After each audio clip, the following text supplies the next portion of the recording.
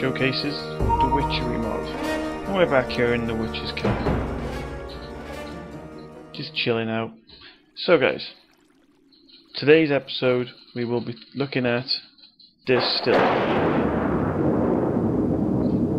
Hey guys, welcome back. Here we go. So before we get on with Distillery, there's a couple of things that we need to do first. And the first thing we need to do is make some attuned stones. The recipe will be on the screen now. Right. And once you've built the attuned stones, put them away for somewhere now because you'll need them pretty shortly. I know they're expensive. They are a whiff of magic and a diamond and a bucket of lava. And once you've done that, you need to collect the ingredients on the screen now so we can make an altar. And you need to make 6 altar blocks like I have on myself right now. Now the altar, guys, it's very confusing unless you know what you're doing. You need to place them in a 2 by 3, and you'll know when you've done it right because a tablecloth goes on top. Cool. Right. The altar basically gathers power from the surrounding areas and gathers them into one usable point. At the moment, this altar has about 170 power of a maximum of 847 power, and the power is modified mainly by the surrounding area. Here we have plants, grass, trees, and the more things you add, the higher it goes. If you build an altar on somewhere which is just stone, the power will be 0, as you're about to see. Guys, we're high above the world on a lovely cobblestone pedestal, and as you can see, this altar has 0 power as it has no natural blocks or plants to draw its power from. So ideally you'd site your altar somewhere heavily wooded and lots of plant life and dirt and grass, like a swamp or a jungle or a forest. So guys, once you've built your altar, what do you do next? Well, the next part is to upgrade it, because your devices, which there are 3 things that will run off an altar. There's the heart glyphs from circle magic, the distillery, and the witch's kettle. Now these items will have to be placed within a 16 block radius of the altar, so we'd probably go 14 blocks that way or 14 blocks that way. It's 14 to 16 blocks, so I'd go within that to be safe. And the 3 items, the heart glyph, the distillery, and the kettle, will only draw from one altar. So having numerous amount of altars is not going to help you in any way, shape or form. So it's really important that you upgrade your altars, and that's what we're going to look at next, guys. So now you've built your altar in a nice wooded, beautiful natural area, and you have a power of 847, which is okay, but it's not going to last very long, and it's nowhere near powerful enough to pull off some of the more impressive spells and recipes in the game. So it's time to upgrade. And the first upgrade, which is in my opinion the best one to do, is to add a skull. Now if you add a vanilla skeleton skull, that will give your power a 1 times multiplier to your maximum power and the recharge speed. If you change that out to a wither skull, it's the same thing, but it's a times 2. It says times 3 there is because you start as a times 1 multiplier as your base. So we'll leave the skull there for now. The next form of upgrade, you can only have 1 of each, by the way, guys, is a light source. So we add a torch, and the torch will add a 1 times multiplier, but that is only a 1 times multiplier for the recharge speed. So currently there'll be a 2 times multiplier on the maximum power and a 1 times multiplier on the recharge speed. And then the upgrade to the torch is the candelabra. The recipe is on the screen now. Now the candelabra, just like the Wither Skull, is the upgrade to the torch, and so will give you a 2 times multiplier on your recharge speed. And then, last but not least, is your third item, and that is the chalice. The recipe is on the screen right now, guys. Now the chalice will add a 1 times multiplier to your maximum power. So, as you can see now, we're up to 3,388. And obviously that would be, if there was more trees around us, then that would be perfect, because there would be even more power again. There is an upgraded version of the chalice called the filled chalice, but the parts required to build it we'll look into after, once we've got more stuff.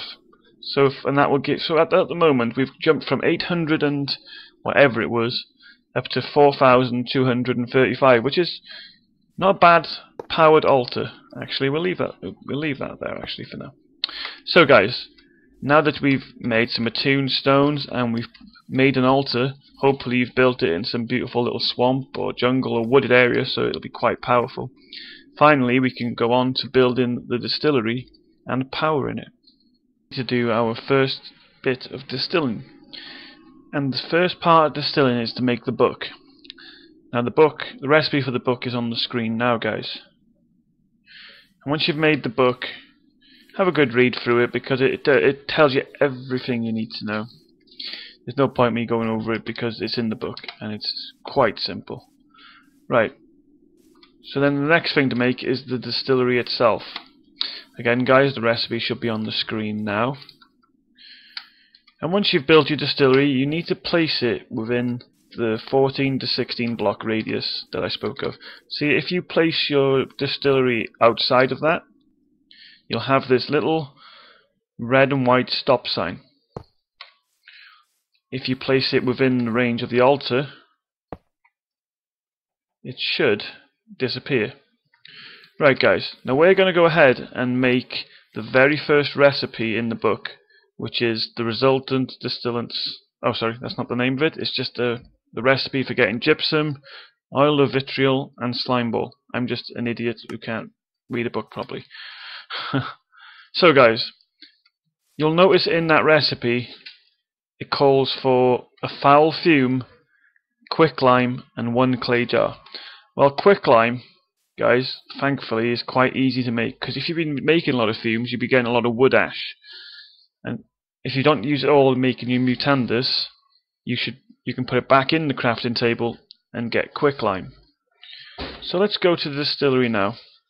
It said it required 1 clay jar, which goes in the clay jar, the foul fumes, and the quicklime. And that should, yes, and it has, start to do its magic. I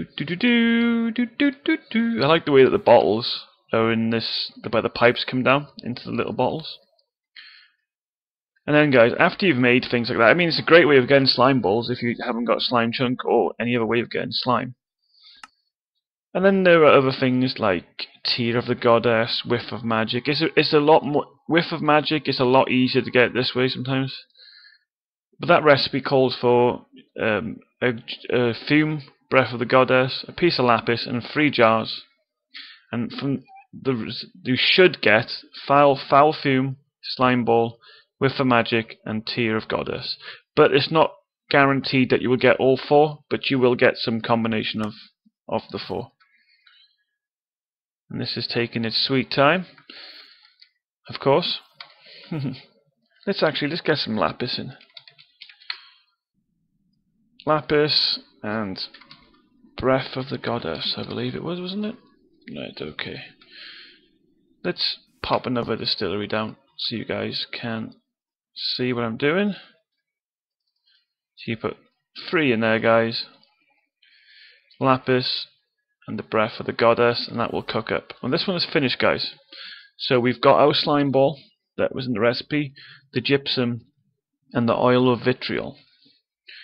And you can keep doing this, and then hopefully, guys, you will have a lot of fumes already from the first that you made from the second episode, which are the Exhale of the Horned One, Hint of Rebirth, Breath of the Goddess, Foul Fumes, and then you have The odour of purity, the whiff of misfortune, no, there's something of misfortune, and the whiff of magic. I'm going to have to look that up. It's the reek of misfortune. There you go.